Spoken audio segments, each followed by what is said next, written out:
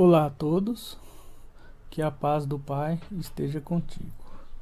Hoje, dando seguimento aos vídeos dos profetas, vamos falar sobre o profeta Isaías. Eu ainda continuarei a usar os áudios daquele padre católico. Como já disse, ele explica muito bem essas partes históricas do que aconteceu no Antigo Testamento. E eu sei que hoje as pessoas elas não gostam muito de profecias, de profetas do Antigo Testamento. As pessoas se apegam naquele verso que Paulo fala, porque o fim da lei é Cristo. Esse versículo ele está corrompido, porque na realidade ele é assim, porque a finalidade da lei é Cristo, né? Então, como as pessoas se apegam falando que é o fim da lei, eles dão ao entender que a lei teve um fim, que as palavras que o Pai falou na antiguidade teve um fim. E na realidade não é bem assim. As palavras do Pai são eternas. O Pai não fala uma palavra hoje e amanhã é outra coisa. Isso não existe. O que ele falou na antiguidade sempre vai existir, sempre existiu e sempre vai existir. São palavras eternas. O Pai não muda palavras. São os homens que entendem errado as suas palavras. É ao contrário. É o homem que entende errado as palavras do Pai. Porque o Pai não muda suas palavras. E sim os homens que mudam a palavra do Pai. Então, a lei, ela continua valendo, que são suas palavras, seus mandamentos. Isso são eternos. Ele fala assim em Romanos 3,31: Anulamos, pois, a lei pela fé? Não, de maneira nenhuma. Antes, confirmamos a lei. Quer dizer, o apóstolo Paulo, ele não pode entrar em contradição contra a sua própria palavra. Em um verso ele fala uma coisa e no verso ele fala outra. Isso não pode acontecer. Jamais um profeta, o Messias ou os apóstolos, ele pode entrar em contradição com a sua própria palavra. Então, aquela lei que Paulo está se referindo, que foi anulada, porque a finalidade da lei é Cristo, né? Significa que viria o Messias e ia restaurar todas as coisas, né? E aquele povo antigo de Moisés, eles tinham umas leis de ordenanças que o Pai tinha dado para eles por causa da desobediência dele no deserto. Aí o Pai deu 613 preceitos e lei para eles por causa da desobediência deles. Essa lei aí, essa sim, que é a lei de pedra, essa sim não está valendo mais, como o sacrifício de animais, aqueles rituais, tudo passou. Por quê? Porque isso para nossa época agora não vale nada. Isso aí não, quem for seguir isso aí não serve de nada. Me refiro à lei, mandamentos e preceitos, eu estou me referindo às palavras do Pai. Essas foram ditas através dos profetas e foram escritas para servirem de testemunho para todas as nações no mundo todo. Então, essas palavras do Pai, que foram escritas e confirmadas, essas jamais terão fim. Essas palavras do Pai são eternas. Hoje nós vamos conhecer a história de mais um profeta. Dessa vez vai ser um profeta que fez sua pregação no Reino do Sul, em Judá. É o grande profeta Isaías. No entanto, o profeta Isaías ele é grande não só pelas profecias que ele fez, mas pelo livro que ele escreveu. Ele é um dos que mais deixaram matéria escrita para nós. São 66 capítulos. E por isso nós vamos ter que dividir um pouquinho a matéria, porque cada parte do livro dele se refere a uma época histórica. A primeira é a própria vida dele. Ele viveu no período de 4 reis. O rei Osias, que também é chamado Azarias, Joatão, Acás e Ezequias. Mas depois ele faz profecias também para aquelas pessoas que já tinham sido deportadas para a Babilônia.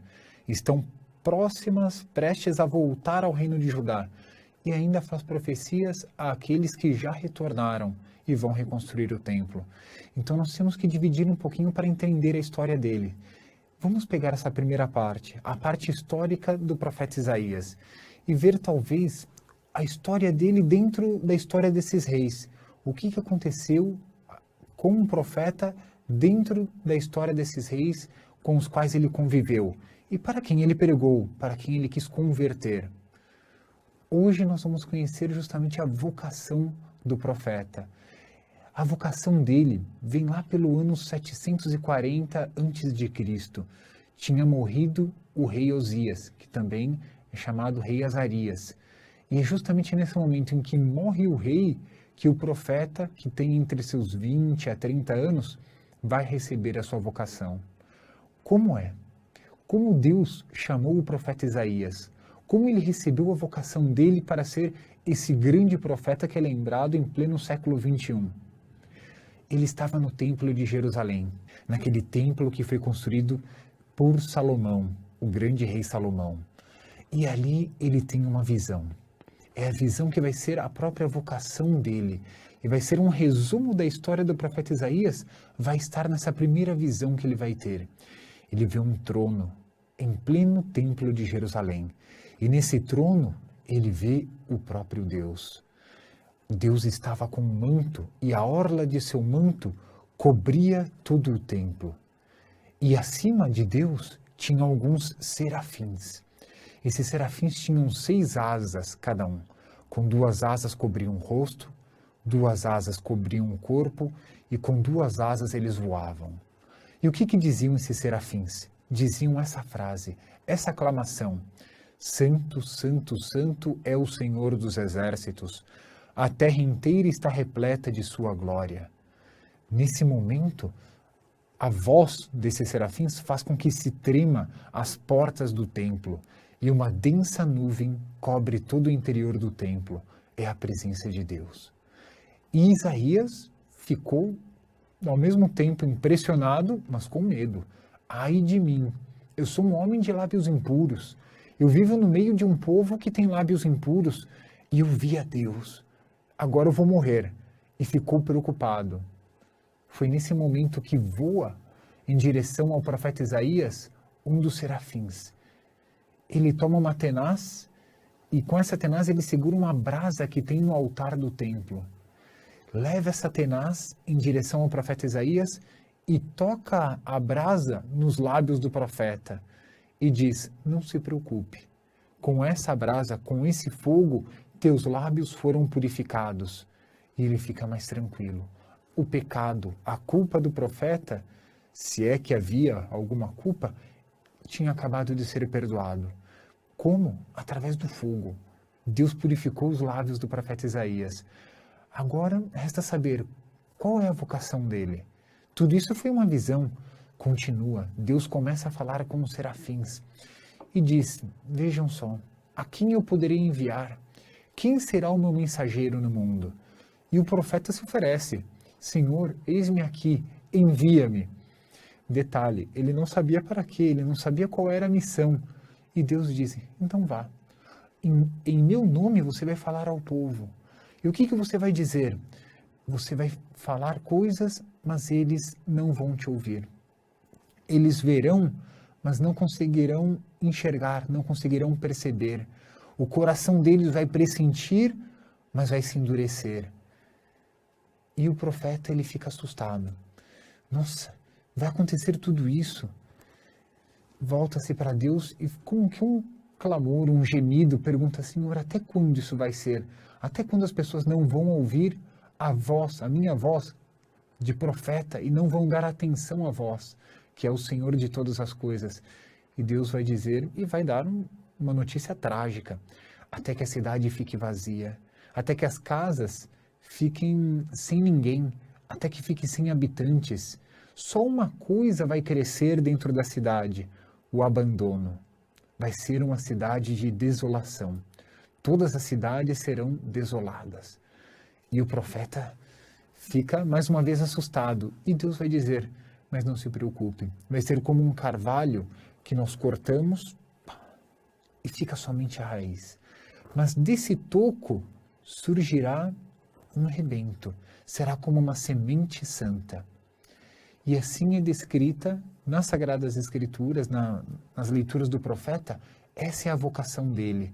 Mas o que quer dizer essa vocação? Essa vocação é um resumo do chamado que o profeta teve.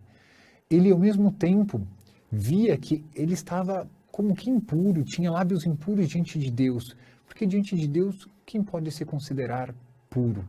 Deus o chamou e ele aceitou, mas ele teve que ter os lábios purificados. Toda aquela pessoa que Deus chama à conversão tem que deixar os pecados, tem que deixar uma vida errada que levava antigamente para passar a ter uma vida boa, uma vida nova, respeitando a Deus, contemplando a Deus e fazendo a vontade de Deus.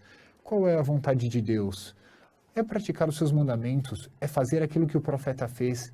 O que fez o profeta? Anunciou esse Deus para as pessoas, quis que os outros participassem dessa alegria que ele teve. Mas ele tomou contato com uma realidade. Nem todos querem viver conforme os mandamentos de Deus. Nem todos querem ser como Deus quer que as pessoas sejam. E aí talvez até venha a perseguição contra esse profeta. As pessoas vão ouvir, mas não vão entender. Vão ver, mas não vão perceber. O coração vai se endurecer. E aí terá que vir a purificação desse povo. Deus quer a nossa santidade. Deus quer o nosso bem. Mas às vezes Deus tem que usar essa didática divina. Porque Deus nunca quer o nosso mal. Até quando Deus nos purifica com o fogo, Ele quer o nosso bem. E essa raiz que sobrará, essa semente santa, já é um anúncio daquilo que seria a mensagem, a salvação que virá no futuro. Por mais que aconteçam 1000 coisas, nosso Senhor está sempre pronto a nos perdoar. Mas nós temos que reconhecer que o caminho que levávamos antes da conversão era um caminho errado. E temos que, assim como um profeta, ser purificados e caminhar para o bem. Essa é a mensagem que nós temos já na vocação do profeta. Dessa vez vai se passar no reinado de Joatão. O que aconteceu? Nessa época tinha muita prosperidade econômica. O próprio pai de Joatão, que era o rei Osias, ele tinha conquistado todos os povos que estavam ao redor. Então tudo estava bem. Nem tudo estava bem. Tudo estava bem aos olhos humanos, mas os corações estavam longe de Deus. E Deus não está ausente da história. Deus é quem comanda a história. E Deus mandou um profeta, que é o profeta Isaías, dizer as verdades sobre como estava a sociedade. E do jeito que ela estava, ia vir um castigo. E é isso que nós vamos ver. Onde tudo parece que está bem, mas Deus está fora, não está bem. Até quando as coisas parecem não estar bem, mas Deus é o centro de todas as coisas vão rumar para o bem. E assim vai se passar com essa sociedade de Judá nessa época do profeta Isaías. Veja só algumas recriminações, fiz a seleção de alguns trechos para ver o que acontecia na época dele. Entre outras coisas, ele vai dizer isso.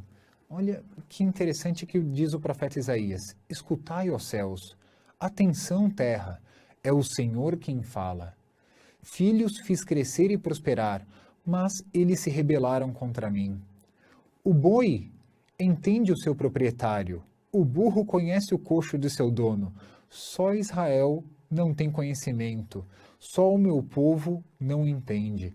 E ele vai dizer, do que adianta aquela multidão de sacrifícios que eles faziam no templo? Não adianta de nada.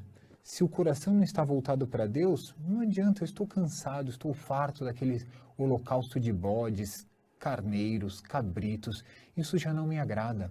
Se vocês estenderem as mãos para mim, eu vou virar o rosto. Se vocês fizerem uma oração, eu não vou escutar. E parece trágico, de fato é trágico, Deus dizer que não vai escutar a nossa oração, mas Ele coloca uma condição. Não é que Ele vai desprezar para sempre. O que diz Deus? Lavai-vos, limpai-vos, tirai da minha vista as injustiças que praticais. O que Deus quer é que deixe de fazer o mal e passe a fazer o bem. Aí Deus voltará a ouvir o seu povo. E o que vai dizer Deus? Vai dizer isso. Ele vai cozinhar esse povo até tirar, como que tirar aquela borra desse povo, até limpar toda aquela sujeira. E aí sim, depois vinde, podemos discutir, diz o Senhor. Se vossos pecados forem vermelhos como escarlate, ficarão brancos como a neve. Se vermelhos como a púrpura, ficarão iguais à lã.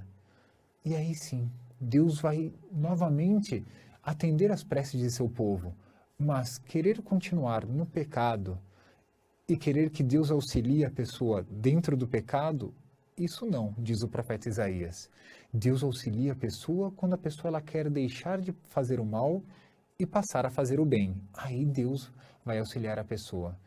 E o profeta ainda vai dizer outras coisas. Vocês que adoravam esse bosque sagrado, que tinham aquelas árvores que tanto apreciavam, vão ver o que vai acontecer.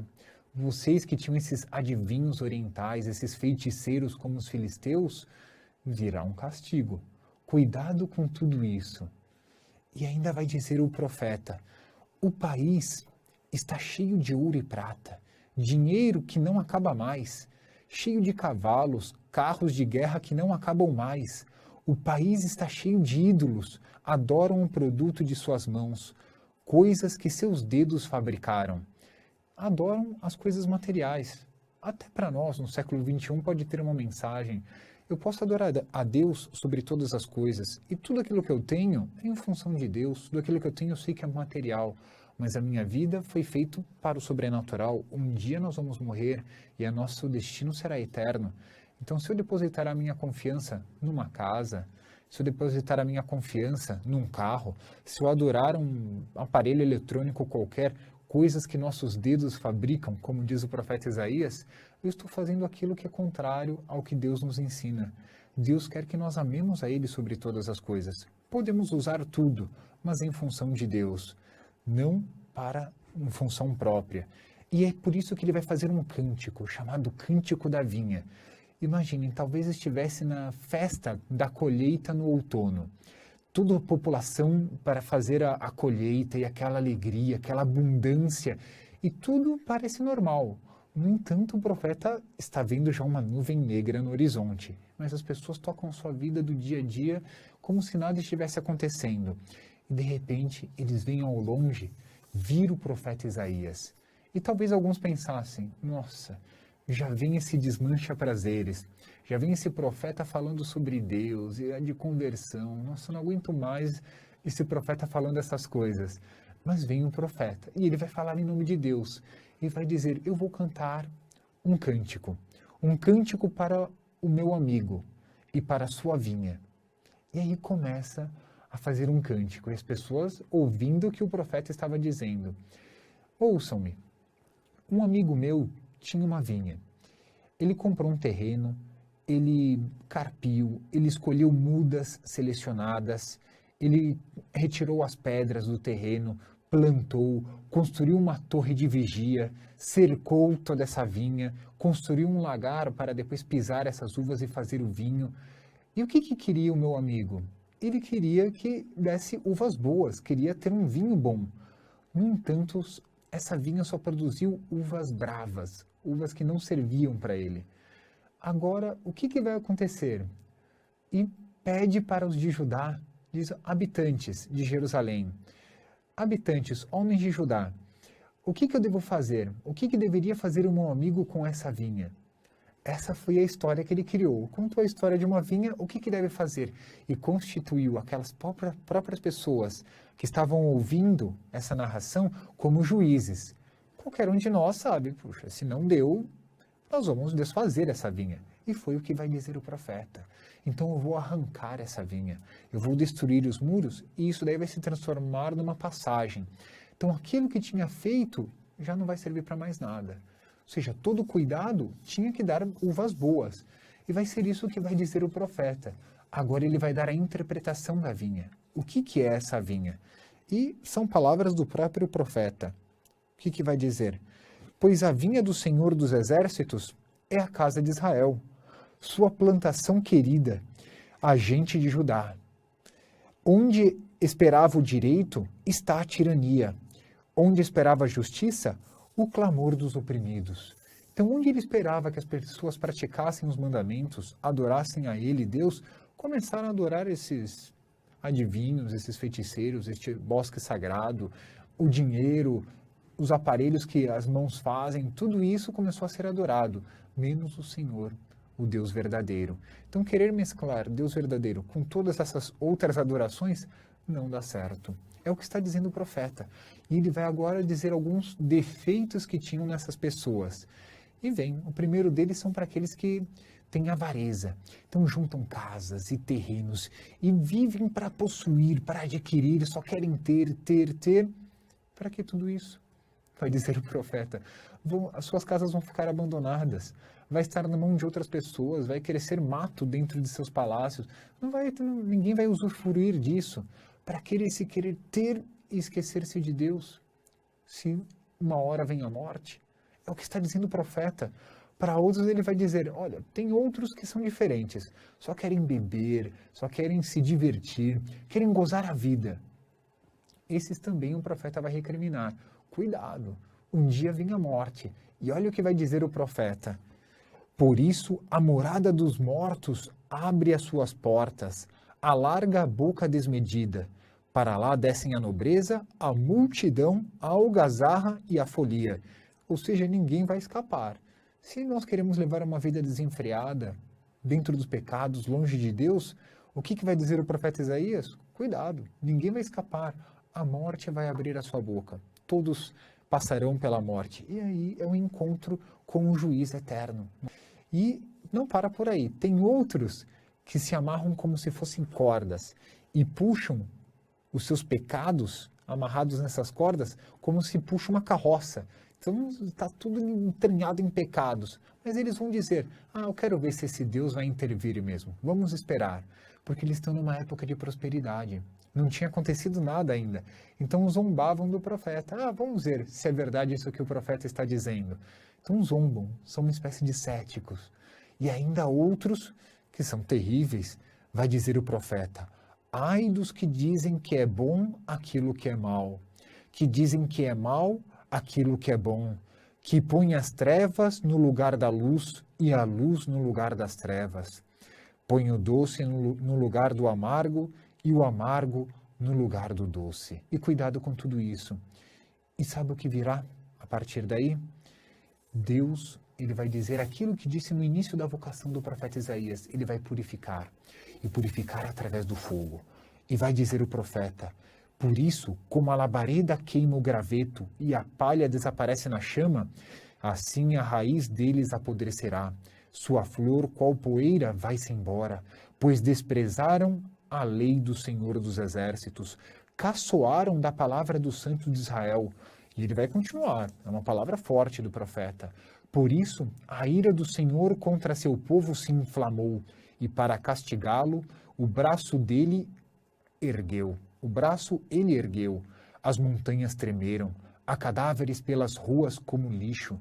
Mas, apesar de tudo isso, sua ira não acabou, e seu braço continua erguido. Veja que são profecias terríveis do profeta Isaías, mas é um profeta que sabe convencer. Ele dá um exemplo, mostra o que está acontecendo, explica quais são os erros, mas as pessoas não querem mudar. E até ele vai dizer que o castigo vai ser de uma forma até pitoresca para nós. Deus vai assobiar, ele vai chamar, vai dar um silbido qualquer que do extremo da terra, que é a Síria, a Babilônia, virá um grande povo que não tem homens cansados, não tem gente estropiada, não tem gente com sono. Não, são todos guerreiros íntegros. Seus cintos são novos, suas sandálias não arrebentam, vêm com carros de guerra, suas flechas são sempre afiadas, seus arcos sempre estão retesados, prontos para a batalha, e eles vão destroçar tudo. E assim termina essa parte. O que vai dizer o profeta Isaías? O país só verá escuridão e angústia. O dia escureceu, coberto de nuvens. Quando tudo estava radiante de sol, todos estavam alegres dentro dos pecados, o profeta vai dizer, tem nuvens negras no horizonte. Cuidado. Hoje nós vamos conhecer um fato da vida do profeta Isaías que se deu no reinado de Acás. Nós conhecemos, na verdade, um fato que se deu em cada um dos reis nos quais vai viver o profeta Isaías. São 4. Conhecemos na vocação dele o que se deu com Osias, conhecemos algo que se deu na época de Joatão, que foi aquele cântico da vinha. E agora nós vamos conhecer um fato que se deu com Acás, filho de Joatão. Aquelas nuvens negras que o profeta previa para o reinado de Joatão se formaram durante o reinado de Acás. Tudo estava bem, tudo estava próspero, mas justamente no reinado de Acás as coisas vão de mal a pior. 2 reis, que era o rei de Damasco, e o próprio rei de Israel, que é o reino do norte, eles se juntaram para fazer guerra contra o poderoso rei da Assíria, que era Teglat-Falazar III. Era um império muito poderoso, muito potente, e todos aqueles reis que ficavam mais ou menos próximos ali da Terra Prometida se juntaram para se rebelar contra esse rei. Convidaram também Acás, que era rei de Judá, para se juntar a eles. Acás se recusa. Mas o que aconteceu? 2 reis, que era o rei Fasseia, que era de Israel, e o rei Razon, que era o rei de Damasco, de Aram, eles vão se juntar para fazer uma represália contra Acás e vão marchar contra Acás. E é nesse momento que vai entrar o profeta Isaías na história de Acás, nessa parte da profecia, das profecias de Isaías. E Deus dirige a palavra, que vai ser invadido o território de Judá e vai dar uma mensagem para Acás. Mas ele tem que levar, o profeta, ele tem que levar junto o seu filho, chamado Sear-Yasub, que quer dizer um resto voltará. Tudo isso é providencial, tudo isso é profético. E ele tem que levar esse filho para dar uma mensagem. Ele se encontra com o rei no meio do caminho e vai dar essa mensagem que é a mensagem de Deus. Cuidado, mas fica tranquilo. Não tenhas medo, nem te deixes abater por causa dos 2 gravetos em brasa e fumegantes, pelo ódio abrasador de Razon de Aram e do filho de Romelias. Então ele diz simplesmente que são como 2 gravetos fumegantes. Causa um certo arrepio, pode nos queimar, mas nada muito grave. Não se preocupe. Eles vão tramar, vão fazer tudo, mas não vai dar certo. Então ele já está dizendo em nome de Deus que vai falhar. Eles não vão conquistar Jerusalém. E manda o profeta para que o rei tenha fé, para que o rei deposite a sua confiança em Deus. Deus quer salvar o povo de qualquer jeito, mas depende do povo dizer sim. E vem aqui um fato que é um dos mais maravilhosos do livro do profeta Isaías, e que vai anunciar o próprio Salvador da humanidade, Cristo, e vai anunciar o nascimento de Nosso Senhor. Como foi isso? Vai se aproximar e o profeta vai dizer para o rei, peça um sinal ao Senhor, isso que estou dizendo vai se realizar, Jerusalém não vai ser conquistada. Peça um sinal ao Senhor Deus, quer provenha das profundezas da terra, quer venha das alturas do céu, peça qualquer coisa. E o rei vai dar uma resposta cínica, uma resposta hipócrita, e vai dizer para o profeta, eu não vou pedir, nem vou tentar ao Senhor. E nós pensamos, bom, ele tem fé então, porque não vai tentar ao Senhor Deus. Não é isso. É que bem provavelmente nessa época, ele já tinha pedido a ajuda do rei da Assíria. E se ele aceitar o conselho do profeta Isaías, ele vai ter que se converter, vai ter que mudar de vida, pois ele começou a praticar uma série de abominações, uma série de idolatrias. Isso está descrito no próprio livro dos reis. Inclusive, assumiu um costume bárbaro desses reis pagãos, que era fazer passar o filho pelo fogo, ou seja, sacrificar o seu próprio filho aos deuses. E Acás fez isso, sacrificou seu próprio filho aos deuses. Então imagina, este rei, ao aceitar a palavra do profeta Isaías, vai ter que se converter. Então, para não assumir nenhum compromisso com o profeta, não, eu não vou pedir um sinal ao Senhor, para não ter que se converter. Mas aí o profeta perde a paciência com ele e diz, não é a mim que você está recusando, é o próprio Deus. Não é a mim que você incomoda, é a Deus que você está incomodando fazendo isso. Pois bem, se você não quer pedir, mesmo assim Deus vai te dar um sinal. E aqui vem uma das mais belas profecias que já anuncia o nascimento do menino Jesus. E o que vai dizer o profeta Isaías? Eis que uma virgem conceberá e dará à luz um filho, e lhe porá o nome de Emanuel, que significa Deus está conosco. E ele vai fazer essa profecia e vai continuar. Ele vai ter que passar por vários problemas, e Nosso Senhor vai ter que passar de fato por vários problemas, mas vai dar ainda um aviso para o próprio rei Acás, já que ele não quis ser dócil à palavra do profeta.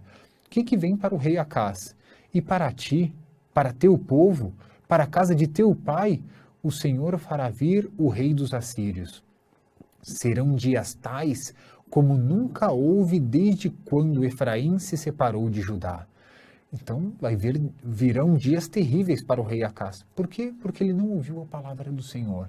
Então para ele virá calamidades. O que vai fazer Deus? Ele já anuncia a Assíria, quem você já pediu ajuda, é ela quem vai trazer a calamidade. E vai usar uma expressão muito cogente, ele vai dizer, Deus vai assobiar e virão as moscas do Egito e as abelhas da Assíria, para dizer que eram os dois grandes impérios, virão como um enxame. E vão levar o reino do norte primeiro, e depois vão levar o reino do sul, que é o reino de Acás. Então, quando Acás pediu essa ajuda, de fato veio o rei da Assíria. Ele só estava esperando esse pretexto para poder invadir todo aquele território. Mas no futuro, invadirá o próprio reino de Jerusalém também. Vão ser levados como cativeiro para a Babilônia. Nesse instante, vão se cumprir aquelas profecias de Amós e Oséias que estavam pronunciando lá no reino do norte que aqueles povos seriam levados para a Assíria. Acás confirma, será isso mesmo. Mas o mais belo de tudo isso é que de uma virgem virá o Salvador. Virá aquele que Deus estará conosco.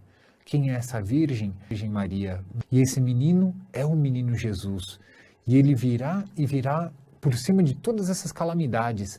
Depois que ocorrer toda essa destruição, tudo ficar vazio, tudo ficar negro. Virá essa tempestade, mas os povos não ficarão nessa escuridão. Deus, mais um pouquinho nesse livro de Isaías, um pouco para frente, vai fazer uma outra profecia referente a esse Messias. E olha que lindo que vai dizer o profeta. O povo que andava na escuridão viu uma grande luz.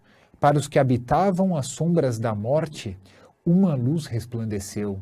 E de fato, quando nasceu nosso Senhor Jesus Cristo, Ele é a luz do mundo. Quando veio o nosso Senhor, Ele afastou as trevas do pecado. E veio esse menino, nascido de uma virgem, para nos salvar. E é o que vai dizer o profeta mais para frente. Vai dizer, pois nasceu para nós um menino, um filho nos foi dado. O poder de governar está nos seus ombros. Seu nome será Maravilhoso Conselheiro, Deus Forte, Pai para sempre, Príncipe da Paz. Ele estenderá seu domínio e para a paz não haverá limites. Sentado no trono, com o poder real de Davi, fortalece e firma esse poder com a prática do direito e da justiça a partir de agora e para sempre. O amor apaixonado do Senhor dos Exércitos é que há de fazer tudo isso. Que bonito essa previsão, porque ao mesmo tempo, diz antes o profeta que ele nascerá de uma virgem, e o mais bonito de tudo isso é que o profeta Isaías, mais de 7 séculos antes do nascimento do menino Jesus, já profetiza o nascimento daquele que será rei. Não como um rei que nós imaginamos aqui na terra, é o reino que o próprio nosso Senhor vai dizer diante de Pilatos, na hora de seu julgamento, meu reino não é deste mundo. Qual é o reino de nosso Senhor? É o que diz São Mateus no início do seu evangelho, é o que dizem os evangelistas. Nosso Senhor percorreu a Galileia pregando o reino dos céus. Esse reino não terá fim, porque não é um reino humano, é um reino no interior de nossas almas, é um reino que nos conduzirá para o reino verdadeiro que é o reino dos céus. Ele é o príncipe da paz, porque ele conquistou o mundo inteiro não através das armas, mas através do bom exemplo, através de sua pregação. Esse é o príncipe da paz que veio já profetizado 7 séculos antes pelo profeta Isaías. E querem mais um detalhe muito belo do nascimento desse menino? É o que vai dizer no capítulo 11, o profeta Isaías. Um broto vai surgir do tronco seco de Jessé, das velhas raízes um ramo brotará, porque é da família de Davi. E Jessé era pai de Davi. E nós já vemos algumas profecias do profeta Isaías que ele mostra que como um carvalho esse povo vai ser cortado, mas a raiz permanecerá e dessa raiz brotará aquele que é o Salvador da humanidade. Quantos detalhes belos sobre esse menino que há de nascer, sobre o menino Jesus. E tudo isso prometido dentro de toda essa catástrofe. Por mais que o rei Acás e tantos outros reis tenham sido infiéis, a salvação veio. Mas para nós do século XXI, novamente essa salvação é anunciada. O menino Jesus já nasceu, já trouxe a redenção ao mundo. Agora, nós não podemos agir como o rei Acás, recusar esse sinal de Deus. Acás ainda nem conheceu o menino Jesus. No nosso caso, seria pior, conhecendo a salvação que trouxe o nosso Senhor Jesus Cristo, recusá-lo. Mas calma, esse é o convite que faz o profeta Isaías para nós do século XXI, para que nós aceitemos esse menino. Ele conviveu com 4 reis, o rei Osias, Joatão, Acás e Ezequias. Hoje nós vamos conhecer um fato que se deu com o rei Ezequias. Lembremos que Acás, ele não foi dócil às palavras do profeta Isaías, e portanto o profeta entrou num período de silêncio. Mas no ano 701, ele vai falar novamente. É o ano em que Senaqueribe, rei da Assíria, vai tentar invadir Jerusalém. Ezequias tinha sido um rei bom, foi um rei bom. Ele rompeu com todas aquelas idolatrias que se faziam antigamente. A cada montanha, a cada monte, tinham feito altares para se adorar qualquer outra coisa, menos o Deus verdadeiro. E Ezequias, ele aboliu isso de seu reino. E vem um profeta e vai ajudá-lo, no ano 701. Senaqueribe já tinha conquistado 46 cidades e estava caminhando agora para conquistar a própria capital, que era Jerusalém, do reino de Judá. O reino do norte, que era Samaria, já tinha caído em 721, já não existia mais. Restava apenas o reino do sul. E vem um embaixador, uma embaixada do rei da Assíria e vai fazer uma proposta, que Judá se renda de uma vez. Mas ele usa termos que são ofensivos a Deus. Ele diz, bom, vocês querem fazer aliança com os egípcios? Pois bem, lembrem-se que o Egito é uma espécie de taquara rachada. Aqueles que tentam se apoiar no Egito até machucam sua mão porque ele solta farpas. Então o Egito não será capaz de salvá-los. Se vocês querem, ao contrário, confiar no vosso Deus, também não conseguirão. Nenhum Deus das nações que nós já conquistamos pôde libertá-las. Nem o reino do norte, que tinha o mesmo Deus que vocês, pôde libertá-las de nossas mãos. E aquele orgulho da Assíria. E aí, nesse momento, ele faz uma proposta. Se quiserem, o rei da Assíria oferece 2.000 cavalos. Se vocês forem capazes de conseguir 2.000 cavaleiros que cavalguem neles. Ou seja, estava zombando do reino de Judá, porque eles não tinham guerreiros suficientes para combater contra a Assíria. E o seu Deus não vai libertá-los. Agora, por outro lado, os que estavam no alto da muralha, que eram a embaixada de Ezequias, estavam sem dizer nada até esse momento. Eles pedem que a embaixada da Assíria fale em aramaico, que era uma espécie de língua comercial da época, que não falasse em hebraico para que as pessoas não entendessem. Nesse momento, o embaixador da Assíria começa a gritar mais alto, dizendo, Ezequias está mentindo, o vosso rei não poderá libertar-vos, o vosso Deus não poderá libertar-vos. E nós vamos invadir de qualquer jeito Judá, venha para o nosso lado. Ao mesmo tempo ameaça e propõe algo que eles gostavam. Vocês continuarão comendo trigo e bebendo vinho, mas em outra terra. Serão deportados, mas sairão com vida pelo menos. Não deem ouvidos a Ezequias. Todos os que estavam no alto da muralha não respondem. Ficam em silêncio, mas rasgam suas vestes em sinal de indignação, porque ele tinha ofendido ao próprio Deus. Vão até Ezequias e narram tudo o que aconteceu. Qual foi a atitude de Ezequias? Ficou indignado? Já pediu que o exército se armasse para combater contra a Síria? Não adiantava. Não tinha como. A Síria era muito mais forte. O que ele fez? Aquilo que nós devemos fazer quando estamos diante de uma dificuldade que nós não conseguimos resolver. Pediu que Deus resolvesse esse caso, porque estava fora do alcance humano. E, ao mesmo tempo, manda uma embaixada para o profeta Isaías e pedia que o próprio profeta, que Isaías rezasse por ele e que pedisse a Deus que intercedesse, porque eles tinham ofendido ao próprio Deus verdadeiro. Nem foi necessário transmitir a mensagem do rei Ezequias. O profeta Isaías já sabia o que estava acontecendo, por uma revelação de Deus, e disse: não se preocupe, nem sequer uma flecha será atirada contra Jerusalém, porque eu vou soprar uma notícia que vai fazer Senaqueribe recuar. E foi justamente nessa época que um rei chamado Tarak, que era o rei da Etiópia, que no futuro será rei do Egito também, ele vai avançar contra Senaqueribe, fazendo com que boa parte da tropa saísse para combater contra Tarak. Só que não parou por aí, vai continuar a história.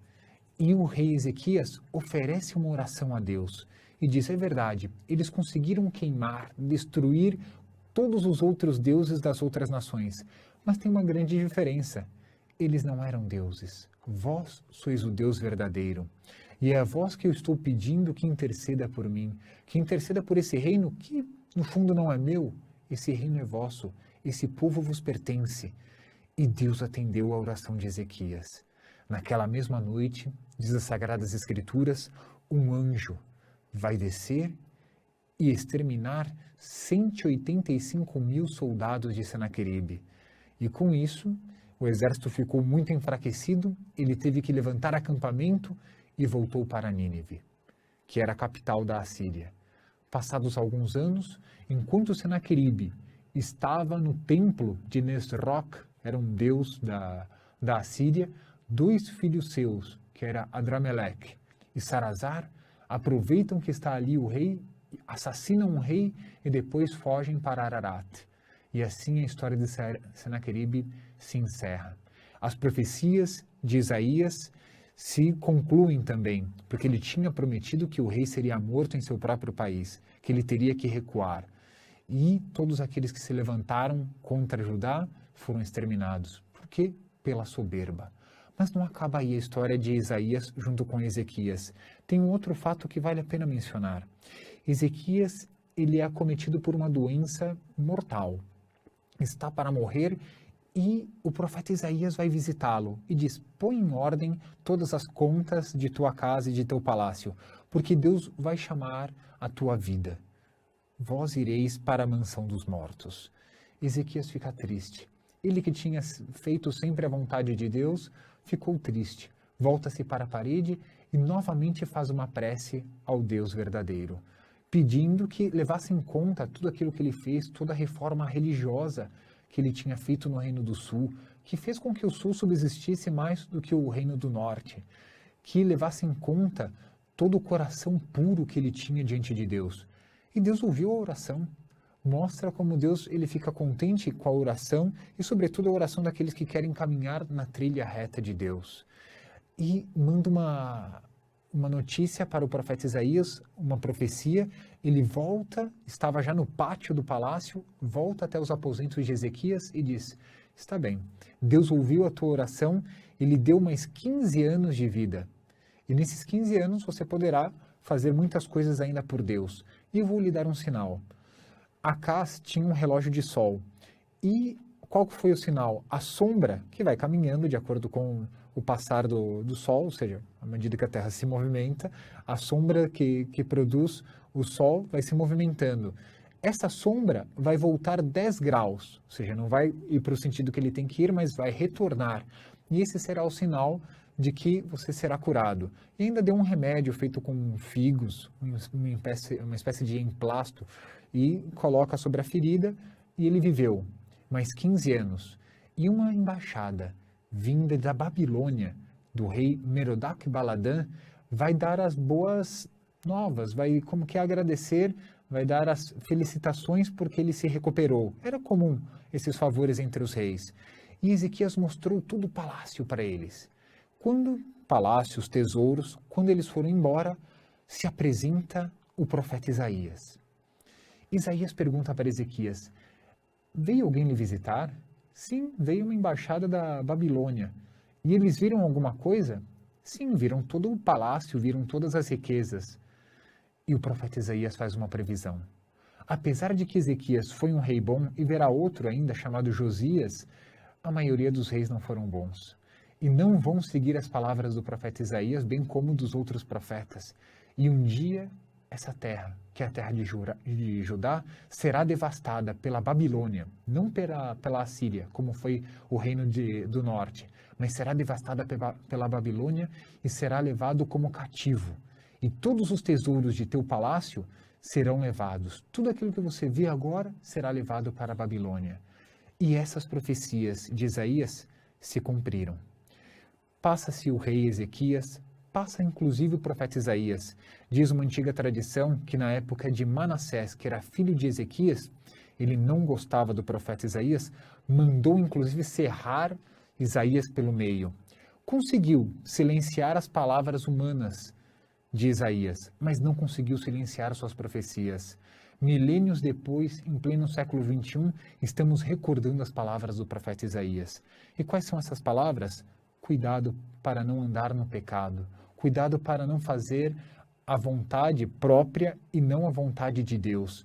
Ezequias viveu. Ezequias, por ter feito a vontade de Deus, teve sua vida prolongada, conseguiu vencer um dos maiores impérios da terra, o maior império que havia naquele tempo, que era o reino da Assíria.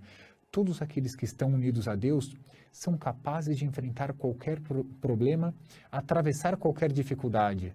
Mas aqueles que se voltam contra a palavra de Deus, contra o profeta, contra os mensageiros de Deus, cuidado, esses serão destruídos. O tempo passou e as profecias de Isaías se cumpriram. Babilônia conseguiu suplantar o reino da Assíria. E um rei da Babilônia, chamado Nabucodonosor, conseguiu invadir e conquistou todo o território de Judá. Ele levou os habitantes deportados para a Babilônia. Essa destruição se deu em 586, já passou mais de um século. Só que ainda o povo vai passar um período de escravidão, de cativeiro na Babilônia. E tudo isso vão se passar décadas. Quem era pequeno já se tornou um ancião. Quem já era ancião já passou os umbrais da morte. E alguns até nasceram na própria Babilônia. E o povo quase que se perguntava como que Deus permitiu isso? Se o nosso Deus é o Deus verdadeiro, como ele foi derrotado? E não foi Deus que foi derrotado. Foi o povo a quem foi culpado pelos seus próprios pecados e foi deportado para a Babilônia. Inclusive, a Babilônia serviu de instrumento nas mãos de Deus como castigo para o seu povo. Só que foi cruel a Babilônia. Escravizou de uma forma terrível os filhos de Israel. E essa parte do livro de Isaías, que começa no capítulo 40, ela já anuncia aqueles que estão há anos, há décadas no cativeiro, que vai acabar esse cativeiro. Eles foram para o cativeiro, mas já vão voltar para a terra prometida. Isso depois de muitos anos, estamos repetindo. E assim começa essa parte da profecia. Consolai, consolai o meu povo, diz o vosso Deus. Ou seja, é o profeta Isaías dizendo, vai acabar o cativeiro. Eles pagaram seu pecado e separei alguns trechos dessas profecias que tem do profeta Isaías para mostrar como vai ser uma espécie de um novo êxodo, quase que uma ressurreição do povo que tinha ido para a Babilônia.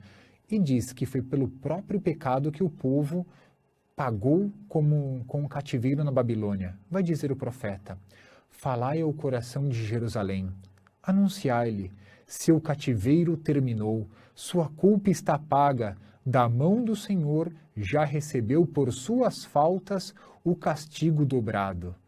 E é bem isso. Imaginemos, por exemplo, uma tempestade. Só que antes de iniciar a tempestade, em algumas tempestades ocorre uma calmaria. Todos nós já vimos isso. Tudo parece parado, até o vento, a natureza. Só os animais começam a agitar-se. E quase que nós sabemos que a tempestade está chegando mais pela reação dos animais do que pelos nossos sentidos. Nós não percebemos, os animais percebem. Algo disso se passa com o sobrenatural. Às vezes vem uma tempestade que é permitida por Deus, nós não percebemos. Os profetas percebem, porque os profetas estão vendo aquilo que é a intenção de Deus. Então, quando tudo parecia tranquilo na época do Reino do Sul, Isaías já anunciava, virá uma tempestade que é o reino da Babilônia, e ninguém acreditava. Depois, quando eles já estavam estabelecidos na Babilônia, e tudo parecia tranquilo, o profeta anuncia, vai acabar esse cativeiro. Tem que acreditar, porque eles não estão vendo nada que vai anunciar que vai acabar esse cativeiro. No futuro virá, como nós conheceremos nas profecias de Isaías. Mas veja, Babilônia nessa época é forte, é um império que parece imortal, mas diante de Deus é só a graça, é só Deus que é eterno. Vejamos o que diz o profeta. Eu estive irado contra o meu povo, desonrei os que eram minha herança e os entreguei nas tuas mãos. Mas tu não tiveste compaixão para com eles. Carga pesada puseste aos ombros dos velhos em dura escravidão. Tu dizias, vou dominar para sempre. Mas nunca te vinham à mente essas coisas, nem suspeitavas do teu fim. Porque é Deus só que é eterno. Os reinos, os grandes impérios passam. E o profeta parece até zombar. Eles faziam procissões com aqueles ídolos da Babilônia. E o profeta parece fazer uma espécie de zombaria contra isso. Como que alguém assistindo uma procissão diz, vendo essa procissão, Bel caiu de bruços, era um dos deuses. Nebo tombou. Suas imagens foram confiadas a jumentos, animais de carga. É carga pesada para os animais cansados.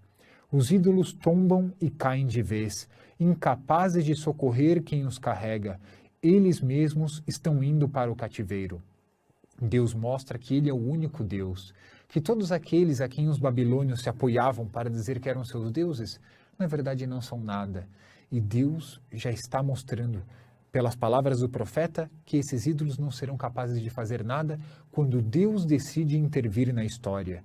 E quando Deus decide intervir, o que acontece? Só permanece a vontade de Deus. É o que vai dizer o profeta. Erguei os olhos para o céu. Olhai a terra cá embaixo. Os céus evaporam qual fumaça. A terra como trapo se acaba.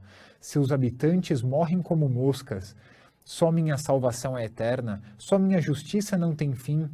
Ouvi-me, vós que conheceis a justiça, povo que no coração tem minha lei. Não tenhais medo dos insultos dos homens, nem vos deixeis abater por suas gozações. Serão roídos pela traça como trapo, por insetos qual pedaço de lã. Enquanto isso, minha justiça é eterna, a minha salvação vai de geração em geração. E quando tudo parecia destruído, quando o próprio povo parecia sucumbir, é Deus quem vai anunciar a salvação. E não sei se já ouviram isso. Ao menos aos meus ouvidos, parece que no século XXI eu tenho ouvido isso em algum lugar. Veja a queixa que tem dos habitantes de Jerusalém que estão no cativeiro. Ao menos nos ouvidos parecem soar vozes do século XXI. Sião vinha dizendo, o Senhor me abandonou, o Senhor esqueceu-se de mim. Não sei se já ouviram isso alguma vez, mas parece que essa história se repete. Mas vai dizer o profeta, acaso uma mulher esquece o seu neném, ou o amor ao filho de suas entranhas? E continua o profeta, mesmo que alguma se esqueça, eu de ti jamais me esquecerei. Que bonita profecia! Ainda que a nossa própria mãe nos esquecesse, Deus nunca se esquece de nós. Ainda quando Deus castiga. Foi um castigo que ele deu conduzindo o povo ao cativeiro. Mas qual que era o objetivo de Deus? Deus queria destruir o seu povo? Deus queria eliminá-lo de vez? Ou queria ensiná-lo o caminho da verdade? Até o castigo de Deus é para nos purificar, purificar as nossas impurezas. E veja só o que diz o profeta. Lembra-te dessas coisas, Jacó, Israel, que és o meu servo. Fui eu quem te formou, o meu servo és tu. Não te esqueças de mim. Dissipei teus pecados como nevoeiro, tuas culpas como nuvem. Volta para mim, que sou o teu libertador. O que quer Deus? Quer que nós voltemos para Ele. Então, ainda quando Deus possa nos castigar, possa até de alguma forma nos corrigir de uma forma dura, lembremos, é porque Deus quer nos tirar do caminho do mal e quer nos conduzir para o caminho do bem. E é muito até a imagem da confissão. Deus, quando a pessoa se confessa, Ele quer que a pessoa caminhe pelo caminho direito. E basta a pessoa querer mudar de vida que Deus vai conduzir a pessoa num caminho reto. E nada vai lhe faltar. é a imagem desse novo êxodo, é uma ressurreição da alma. O povo vai ter que voltar assim como voltou do Egito e foi para a terra prometida com Moisés, agora vai sair da Babilônia para Jerusalém. E pode ser a nossa alma, saindo do pecado e caminhando para o amor de Deus, para a virtude. O que vai acontecer com essa alma? É o que diz o profeta. Por todo o caminho terão o que comer, em qualquer chão seco poderão se alimentar, jamais terão fome ou sede, sol ou calor não os atingirá, pois aquele que dele se condoeu é que vai conduzindo este povo. Ele os guia para as fontes de água. Transformarei minhas montanhas em caminhos, vão surgindo os aterros de minha estrada.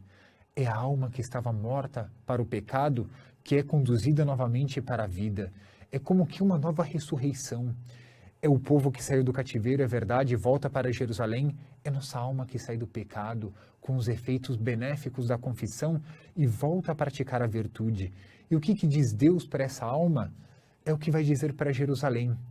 Desperta, desperta, de pé Jerusalém. Bebeste da mão do Senhor o cálice cheio de seu ódio.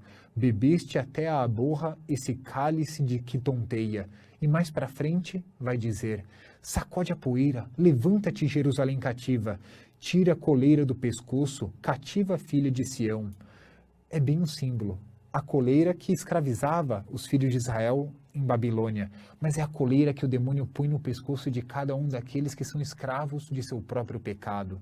É essa coleira que nós devemos tirar, é essa coleira do pecado que nós devemos jogar fora. E é o que Deus vai dizer para nós.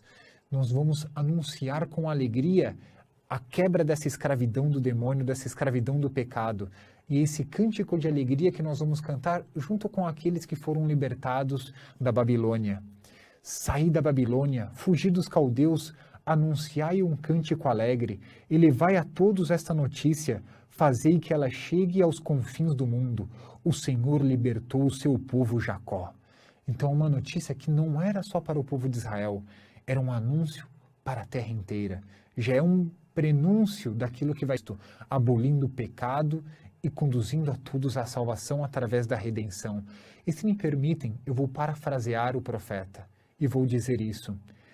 Saí do pecado, fugi dos demônios, anunciai num cântico alegre, levai a toda esta notícia, fazei que ela chegue aos confins do mundo. O Senhor libertou o seu servo, fulano, a sua serva, cicrana de tal. E aí nós vamos estar contentes, vamos estar felizes, porque o Senhor nos libertou.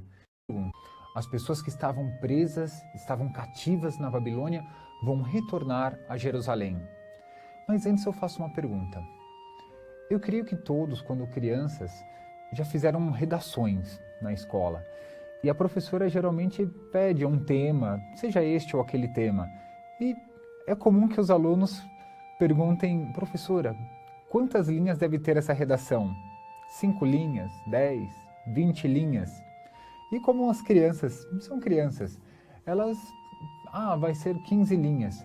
Então, eles fazem uma letra bem grande para preencher logo essas 20 ou 15 linhas. Por quê? Porque a criança quer se ver livre dessa redação. Graças a Deus, quando a pessoa vai crescendo, ela perde esse trauma de escrever e aí compõe muitas redações. Mas quando é criança, ela tem que compor. E tudo é mais difícil para a criança. Não a imaginação, porque a imaginação dela vai longe. Mas falta colocar por escrito, falta saber expressar por escrito aquilo que a criança imaginou. Imaginem só, o profeta também está assim. Ele vai descrever uma situação. O profeta não é que ele vai fazer uma redação, ele escreve sob a inspiração do Espírito Santo. E o profeta Isaías vai nos dizer como eram as pessoas nesse retorno do cativeiro da Babilônia. Ele vai colocar alguns personagens. Ele vai descrever, por exemplo, aqueles que não fazem parte do povo judeu que estão ao redor de Jerusalém. Vai falar sobre os pastores, aqueles que devem conduzir o povo. Vai falar sobre o povo, como ele vai descrever o povo. E também vai descrever o papel do próprio profeta. Então, em poucas linhas, claro que não são em 20 linhas, é um pouco mais, mas nós vamos fazer um resumo do profeta Isaías. Vamos tomar cada um desses personagens descrito pelo profeta Isaías e ver qual era a situação desse povo que está retornando do cativeiro da Babilônia. E comecemos por aqueles que fazem parte dos que estão ao redor de Jerusalém. Como que vai o profeta? Qual a imagem que ele vai criar para dizer esses que estão em volta? Assim não começa, mas assim vai o versículo 9 do capítulo 56 do profeta Isaías.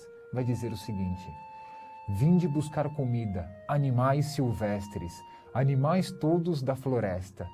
Então o primeiro personagem que ele faz em sua redação são os animais da floresta. Compara aqueles povos que estão ao redor como animais famintos, esperando por sua presa.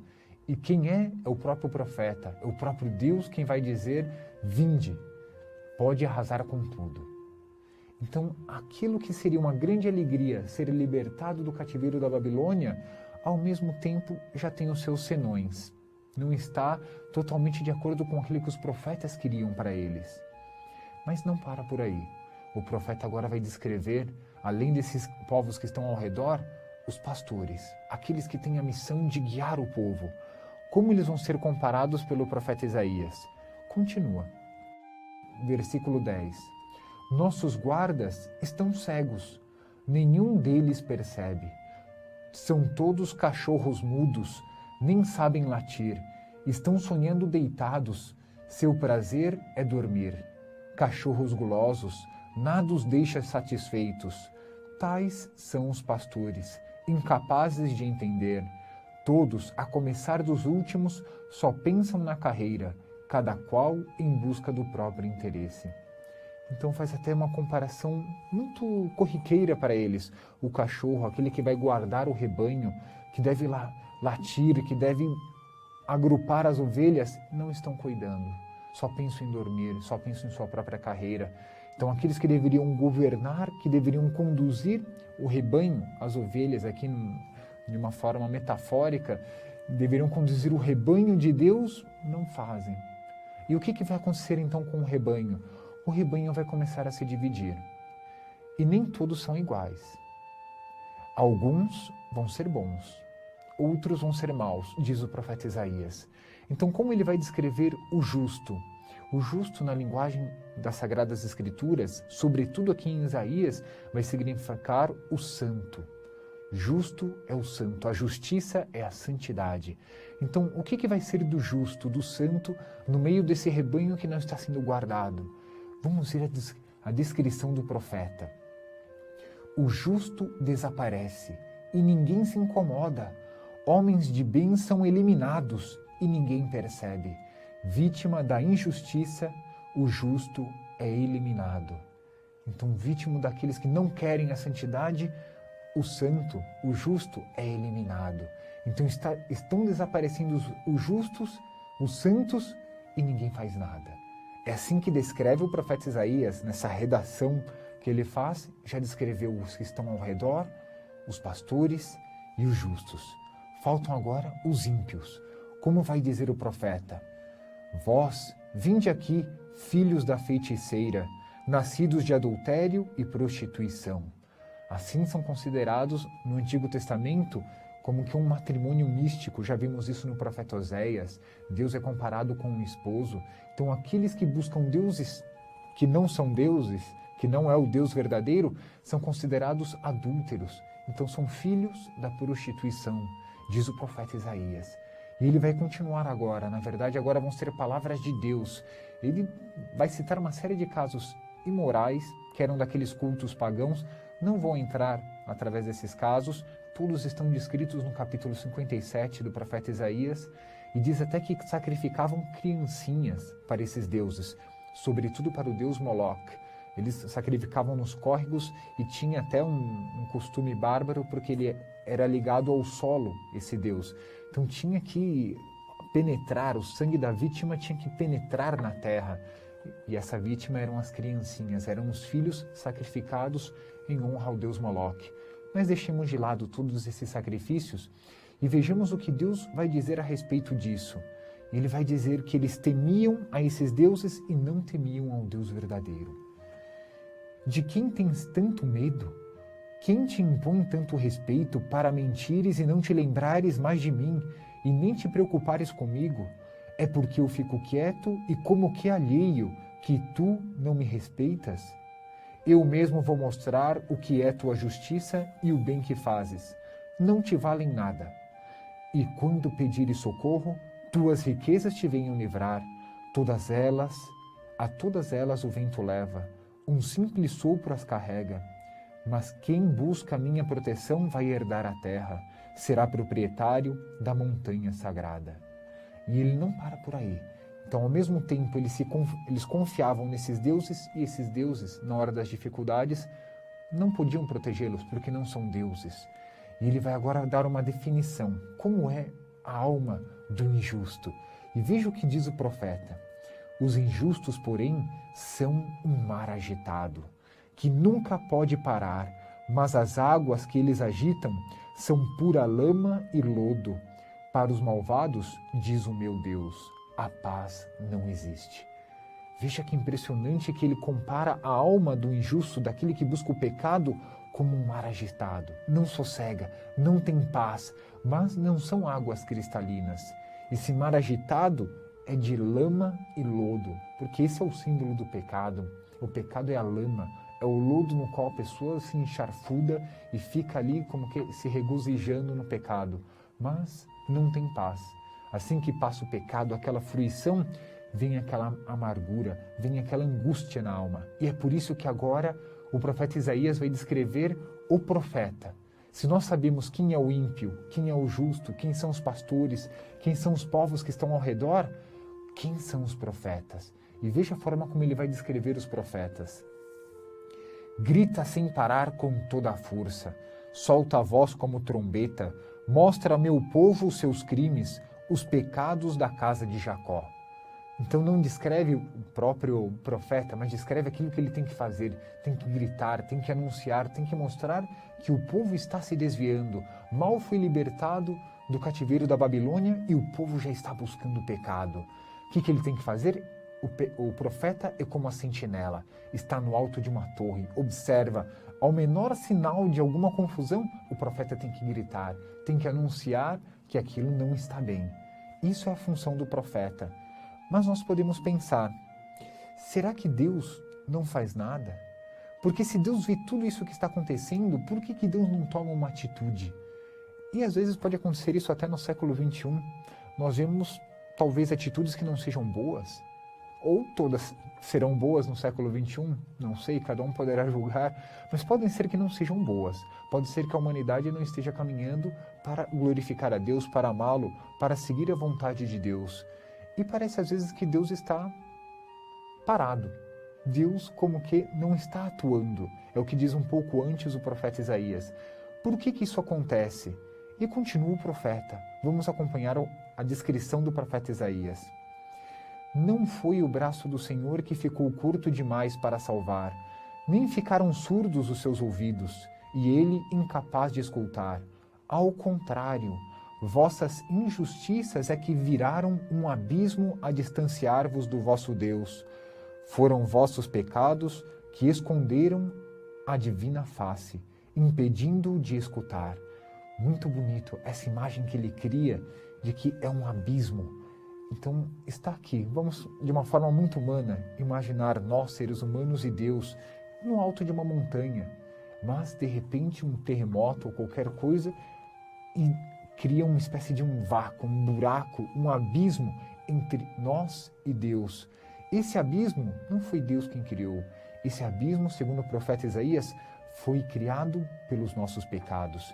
Então Deus está sempre disposto a nos ajudar, a nos ouvir, mas desde que as nossas injustiças, os nossos pecados não criem esse abismo. E ele vai dar alguns motivos, vai dizer o porquê, por causa de roubo, mentiras, assassínios e tantas outras coisas. Mas ele cria umas tantas imagens muito cogentes que são daquela época. Ovos de víboras, teias de aranha, caminhos, a trama que tece tecidos. Então, em poucos versículos, ele vai descrever alguns dos motivos pelos quais criou-se um abismo entre Deus e os homens. Vejamos o que diz o profeta. Só se confia no que não tem valor, só se fala o que não é verdade. Grávidos de más intenções dão à luz a desgraça. chocam ovos de víboras, tecem teias de aranha. Se alguém lhes colhe os ovos, morre. Se lhes quebram a casca, saem cobras venenosas. As tramas que eles tecem não servem para fazer roupas. Ninguém consegue cobrir-se com o produto de seu trabalho. Seu trabalho fabrica maldade, produzem violência com a habilidade de suas mãos. Seus passos levam ao crime. Para derramar sangue inocente eles correm. Seus planos só projetam a maldade. De violência e destruição é feita a sua estrada. Esperávamos a luz, chegou a escuridão. Aguardávamos a luz do dia, tivemos de andar em plena noite. E ele cria várias imagens na sequência para dizer a mesma coisa. É por causa dos pecados. Alguns mentem, outros roubam, outros enganam, outros escondem a falsidade dentro de si, são como ovos de víboras. E assim todas essas maldades humanas criaram um abismo entre Deus e os homens. Nada pior. Nada pior do que como que Deus não escutar as nossas preces. Não porque Deus não possa escutar, mas porque nós criamos esse abismo entre nós e Deus. Agora o profeta, nós podemos nos perguntar, Deus vai ficar como numa espécie de arquibancada celeste, vendo a maldade humana de muitos daqueles que estão querendo fazer o mal, vendo os justos sendo eliminados, como diz o profeta Isaías, e não vai agir?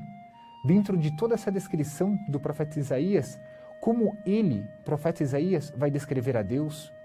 Como nós descreveríamos a Deus dentro de toda essa composição que fez o profeta Isaías? Como o profeta Isaías vai imaginar a Deus? Como vai ser que o profeta Isaías vai pintar um quadro de Deus dentro das profecias que ele vem trazendo nesse Antigo Testamento, em todos esses capítulos? Nós já vimos no programa passado que ele descreveu os pastores, os bons, os maus, o profeta, os povos circunvizinhos. Faltava a descrição de Deus. Então, esse Deus que vai ser descrito pelo profeta Isaías, sob a inspiração do próprio Deus, pois é a revelação divina, vai estar encaixado com tudo isso que nós estamos vendo nessa terceira parte das profecias de Isaías. Vejamos e tentemos, depois de ver qual foi a pintura que deu o profeta Isaías, tirar algum princípio. Por que Deus quis ser descrito assim pelo profeta Isaías? Então, lembrando que todas aquelas maldades descritas pelos profetas, Deus agora vai intervir. E o que vai dizer Deus? O Senhor viu tudo isso e não achou nada de bom, pois o direito já não existe. E lembrando que quando nós falamos de direito nas Sagradas Escrituras, sobretudo aqui no profeta Isaías, o direito não é um direito simplesmente humano. Toda a lei está ligada a Deus, é a lei de Moisés, são os mandamentos. Então os mandamentos já não existem. As pessoas já não praticam mais os mandamentos de Deus. É o sentido das Sagradas Escrituras. E ele continua.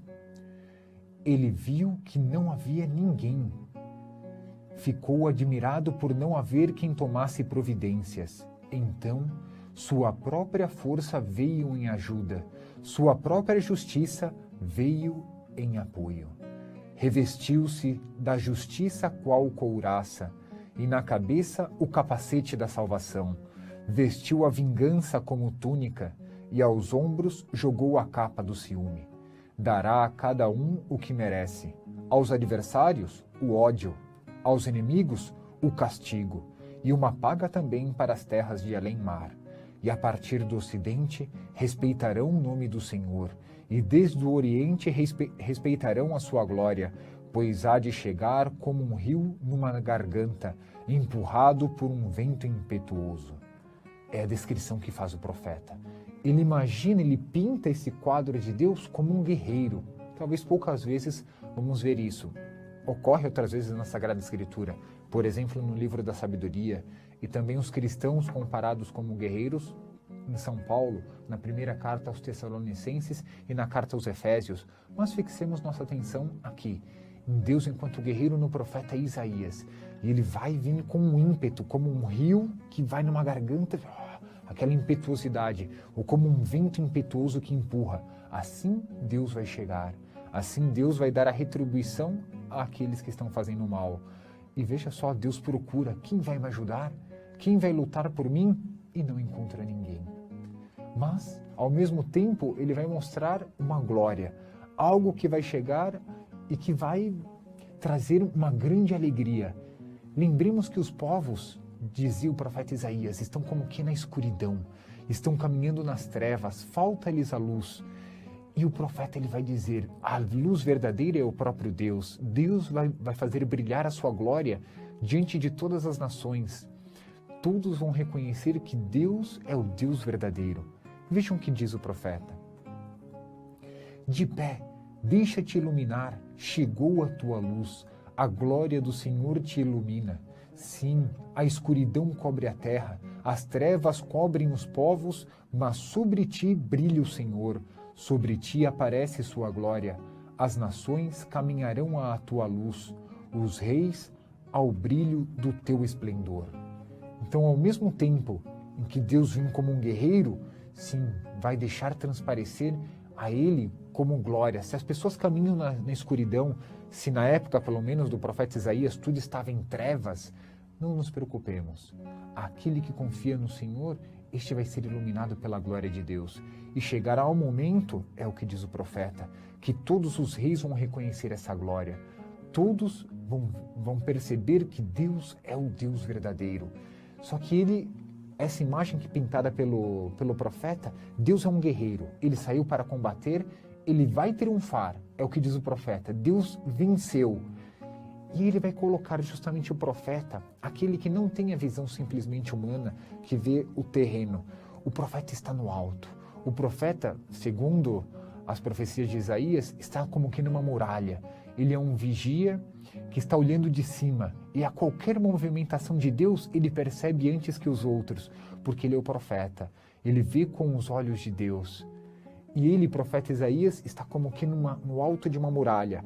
Assim que Deus vencer, que vai trazer a sua glória, vai trazer a sua luz, ele que é um guerreiro que lutou e venceu, o profeta do alto da muralha vai dizer, Deus venceu. E é o que nós vamos encontrar nas profecias de Isaías. Sobre as tuas muralhas, Jerusalém, pus guardas a te vigiar. Eles vigiam noite e dia, todo o tempo, sem descanso. Vós que sempre celebrais o Senhor, não tenhais descanso. Nem deixeis que ele tenha descanso até confirmar, até fazer de Jerusalém o poema do mundo. Que bonita imagem! Os profetas estão anunciando, vai chegar a salvação, até que Jerusalém se transforme no poema do mundo. E de fato esse poema foi escrito, esse poema foi cantado quando em Jerusalém nosso Cristo operou a redenção. A partir daí o mundo inteiro ouviu esse poema. A partir daí todos os reis, todo o orbe terrestre ficou sabendo qual é a glória do Senhor.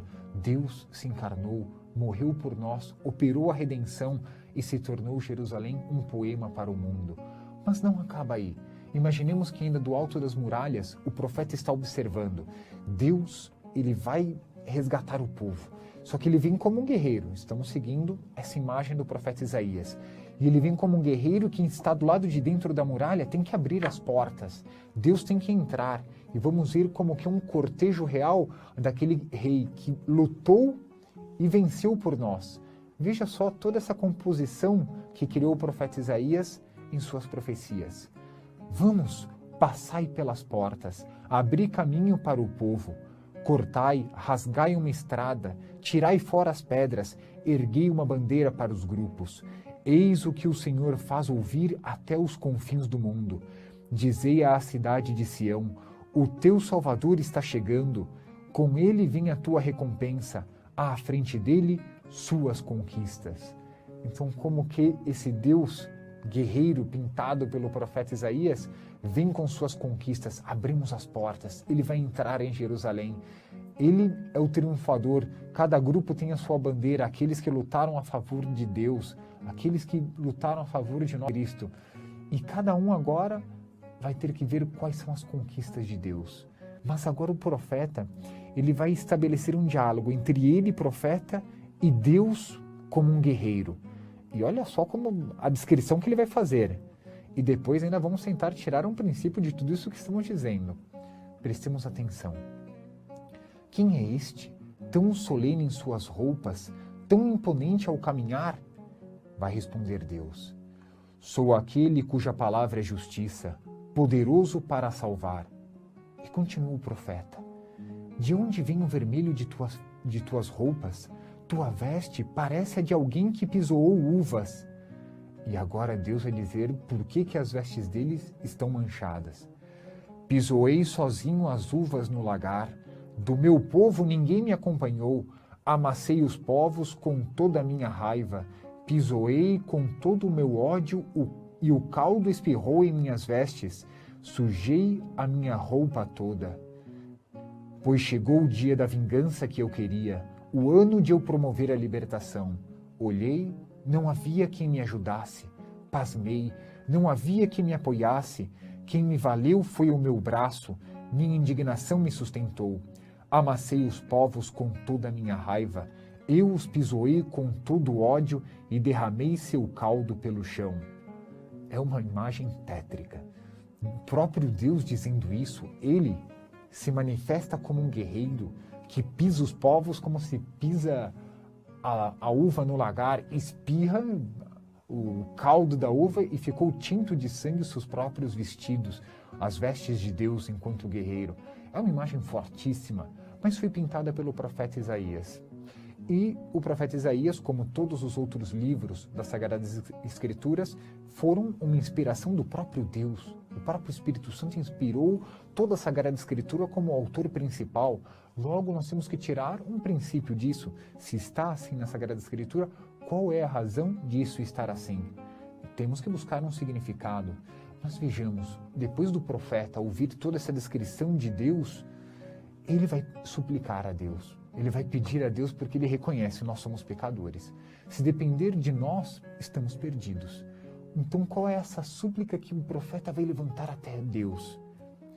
Olha com atenção aí do céu, de tua morada santa e majestosa, onde está o teu ciúme e a tua valentia, teu coração comovido, tua paixão para comigo estão recolhidos.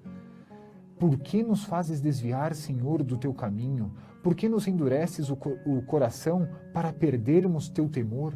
Volta atrás, por amor de teus servos, por amor das tribos que são tua herança. Por que os malvados penetraram teu santuário? Nossos inimigos profanaram teu lugar sagrado. Desde há muito parecemos um povo jamais governado por ti, e sobre quem jamais teu nome for invocado. Que bom se abrisses o céu e descesses. Diante de ti, as montanhas iriam derreter. Ele faz uma súplica. Parece que Deus não nos governa mais. Tudo parece desviado do caminho bom e reto. Os inimigos penetram no santuário. Quizá faça menção a Jerusalém. Quando os povos entraram em Jerusalém e destruíram o templo construído pelo rei Salomão. Mas, ao mesmo tempo, ele suplica. São os nossos pecados. Reconhece que são os nossos pecados que nos afastam de Deus. E pede. Ele pede uma solução. E o profeta como que não vê a hora de Deus intervir na história. Porque o profeta vê tudo isso e quer que Deus opere a salvação. Quer que Deus intervenha. Faça justiça para os bons e também coloque os maus no seu lugar. É o que o profeta está pedindo. Mas ele reconhece com humildade que os nossos pecados nos arrastam para o mal. E ele faz duas comparações, como que o vento, o furacão que nos arrasta e a onda do mar que vai contra nós, e isso sendo dos nossos pecados. Veja o que diz o profeta. Murchamos todos nós como folhas secas, como o vento, nossos pecados nos arrastam. Não há quem invoque o teu nome, quem acorde para em ti se apoiar, pois escondeste de nós a tua face. Deixaste que, como onda, a força dos nossos pecados nos arrastasse. Ele faz agora essas duas comparações. Talvez já tenhamos visto, pelo menos em vídeo, ou até tenhamos presenciado ou sentindo em nós mesmos um vento tão forte que nos arrastasse pelo lado contrário que nós queremos ir, ou estando no mar, uma onda nos arrastasse e não conseguimos nadar no sentido contrário. Esse vento, essa onda, são comparados com os nossos pecados, que nos levam até para o lado oposto que nós queremos ir. Senhor, ajudai-nos. É o que diz o profeta Isaías. E qual é a conclusão que nós podemos tirar de toda essa luta espiritual que o profeta pintou nesse Deus como um guerreiro? Também nós podemos imaginar-nos como um guerreiro, mas nós, sim. E é São Paulo quem vai pintar essa nova imagem de um cristão, mas também, ao vencer o mal, a luta que nós temos que travar é uma luta espiritual contra o pecado, contra o mal. E vejamos então, para concluir, as próprias palavras de São Paulo, que são muito mais eloquentes do que se eu as transmitisse aqui. E ela está na carta aos Efésios e mostra esse cristão revestido de uma nova armadura. Assim como o profeta Isaías pintou esse Deus guerreiro, São Paulo vai pintar um cristão guerreiro para a luta já no Novo Testamento. Vejamos então como essa imagem pintada por São Paulo. Enfim, fortalecei-vos no Senhor, no poder de sua força, revesti-vos da armadura de Deus, para que possais resistir às ciladas do diabo. Pois a nossa luta não é contra o sangue e a carne, mas contra os principados, as potestades, os dominadores deste mundo tenebroso, os espíritos malignos espalhados pelo espaço. Por isso, protegei-vos com a armadura de Deus, a fim de que possais resistir no dia mau, e assim, empregando todos os meios, continueis firmes. Ficai, pois, de prontidão, tendo a verdade como cinturão, a justiça como couraça, e os pés calçados com zelo em anunciar a boa nova da paz. Em todas as circunstâncias, empunhai o escudo da fé, com o qual podereis apagar todas as flechas incendiadas do maligno. Enfim, ponde o capacete da salvação e empunhai a espada do Espírito, que é a palavra de Deus. Então São Paulo, ele coloca todas as armas de um guerreiro, ele fecha um guerreiro completo com espada, escudo, capacete, couraça, cinturão, os calçados para anunciar o evangelho da paz, a espada para anunciar a palavra de Deus. Quando propaga a fé, estamos utilizando dessa espada espiritual, estamos lutando com a luta espiritual que São Paulo nos ensina, que o profeta Isaías nos ensinou. O que nós temos que fazer? Lutar com Deus, com essa armadura espiritual de que nos fala São Paulo. Eu acho que todos já tiveram a oportunidade, ou pelo menos já ouviram falar, como deve ser uma orquestra. Vários instrumentos, tem os vários naipes de instrumentos, um naipe de cordas, depois madeiras, metais, percussão e daí por diante. Cada um tem um grupo de instrumentos que estão tocando. E à frente existe um maestro ou um regente que vai coordenando todos os instrumentos, todos os sons, os cantores também, e a orquestra vai tocando e vai evoluindo aquela música com altos, baixos, com expressões. E no final, às vezes a música é muito grandiosa, o maestro dá um sinal e todos, ao mesmo tempo, dão um acorde grandioso que dá uma espécie de feixe em toda a obra que eles estão executando. Assim, uma espécie de grande finale que faz toda essa orquestra. O profeta Isaías vai fazer algo nesse gênero. Ele, como uma espécie de regente ou maestro das palavras bíblicas, como um profeta, ele vai dar um grande feixe em todas as profecias que ele veio trazendo e que nós acompanhamos com ele. E esse vai ser um grande feixe do profeta Isaías. Como que ele vai fechar as suas profecias? Aproveitemos os 2 últimos capítulos dele, que ele vai tratar de um tema pelo qual nós vamos passar. Mas eu só vou dizer no final. E vamos então acompanhar o profeta Isaías, ver o que ele vai começar a dizer.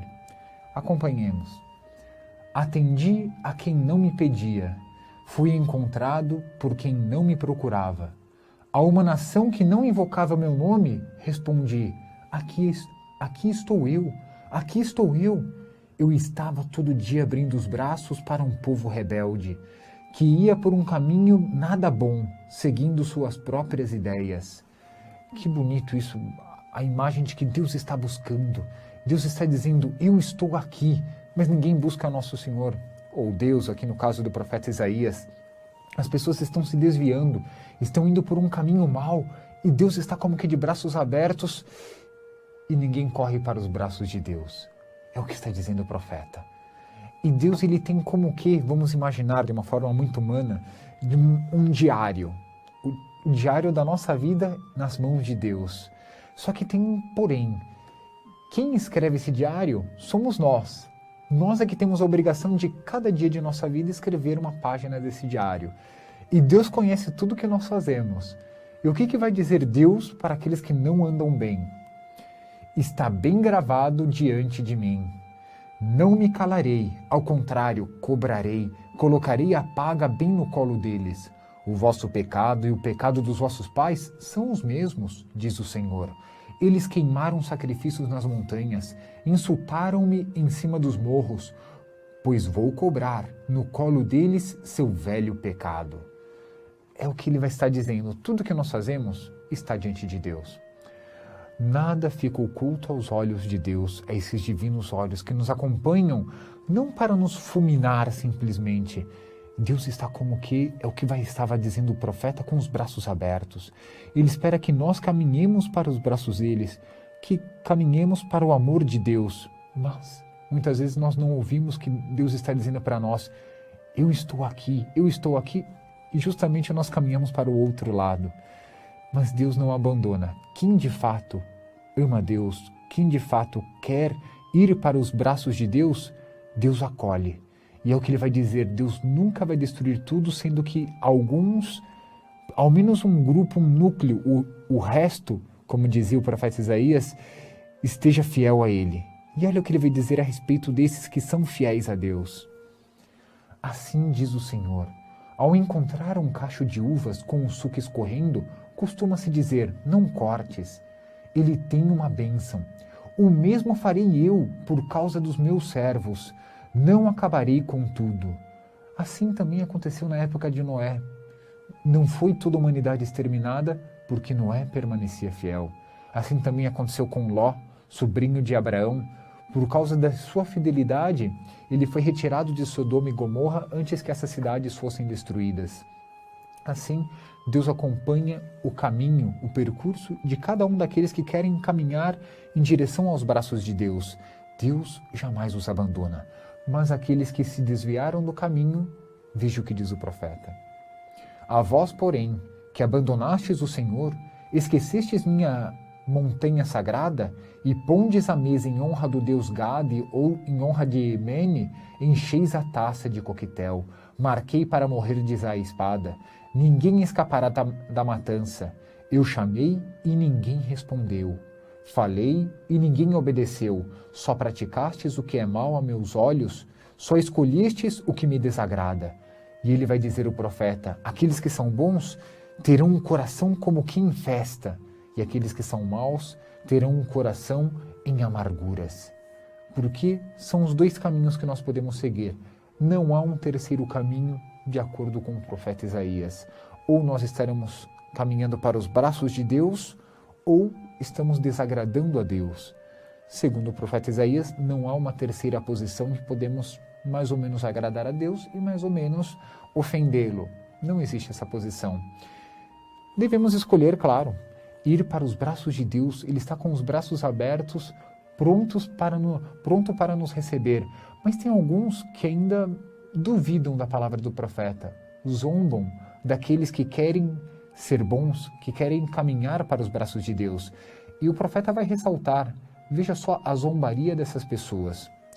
Ouvi a palavra do Senhor, vós que tremeis diante de sua palavra. Alguns irmãos que vos odeiam e que por causa do meu nome vos discriminam dizem, que o Senhor mostre então a sua glória, para vermos a alegria que será a vossa. Eles é que ficarão decepcionados. Então, ao mesmo tempo que as pessoas duvidam, alguns provocam, bom, já que está dizendo tudo isso, profeta, bom, se manifeste Deus. Já que está falando tudo isso, quero ver se esse Deus é verdadeiro, manifeste-se. Logo depois, o profeta imagina como que uma cerimônia no templo. E olha o que vai acontecer dentro do templo. As pessoas tranquilas, né? Deus não está atuando, Deus não age na história, Deus está separado, Deus está como que descansando, dormindo no céu.